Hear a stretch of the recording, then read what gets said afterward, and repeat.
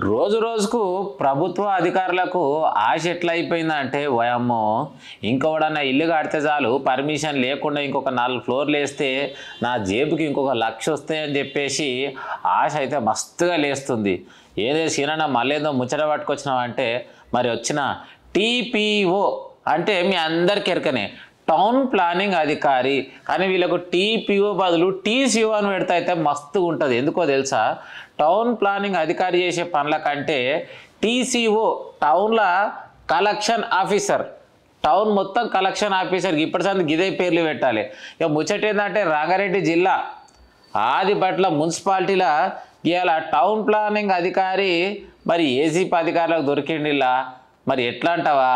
ఓ అన్న ఇల్లు కట్టనీక మరిగా చెత్త మీద చెత్త పోస్తుంటే అగో నువ్వు 2 చెత్తలు ఎక్కువ పోసినావు, దీనికి మరి రూల్స్ ప్రకారం ఒప్పుకోనా అంటే ఏం లేదు నాకైతే ₹1,00,000 ఇస్తే సరిపోతుంది, నువ్వు ఎన్ని ఫ్లోర్లని వేసుకోవచ్చు అని చెప్పేసి గన్న దమ్ము చేసేసరికి గన్న ₹75,000 ఇక లైవ్లో పైకం ఇచ్చిండట.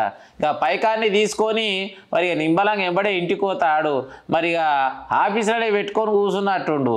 మరి తక్షణమే మరి అధికారులకు ఏసీపీ అధికారులకు సమాచారం పోవడంతో చక్కగా ఆదిబట్లో ఉన్న మున్సిపాలిటీలకు పోయి ఏసీబీలు మరి రైడ్ చేస్తే అన్న లైవ్లో దొరికిందంటుల్లా.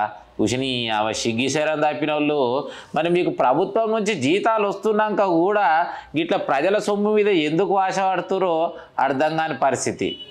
ఆదిబట్ల మున్సిపాలిటీలో రోజు రోజుకు నిర్మాణాలు అయితే జోరుగా సాగుతున్నాయి. మరి నిర్మాణాలు సాగుతుంటే అక్కడ ఉన్న పర్మిషన్ G+1 కానీ 3-4 ఫ్లోర్లు వేస్తుర్రు. అగో మరి 4 ఫ్లోర్లు వేస్తుర్రా అంటే ఊకనే వేస్తుర్రా అంటే మరి టౌన్ ప్లానింగ్ అధికారికి మరి రోజుకు పైకం ముట్ట చెప్తేనే ఇవన్నీ జోరుగా నడుస్తున్నాయి. అగో అన్న ఇల్లు కడుతుంటే నీకు పర్మిషన్ లేదని చెప్పేసి మస్తు సతాయించిర్రంట. మరి తక్షణమే గన్నను ₹1,00,000 డిమాండ్ చేస్తే ఏదేమన్నా అని చెప్పేసి 75,000 లంచం ఇచ్చిండట. మరి ఇచ్చినోడు ఊకుంటాడా? నా దగ్గరనే పైకం అడుగుతావు అని చెప్పేసి ఏసీపీ అధికారులకు సమాచారం ఇచ్చిండట.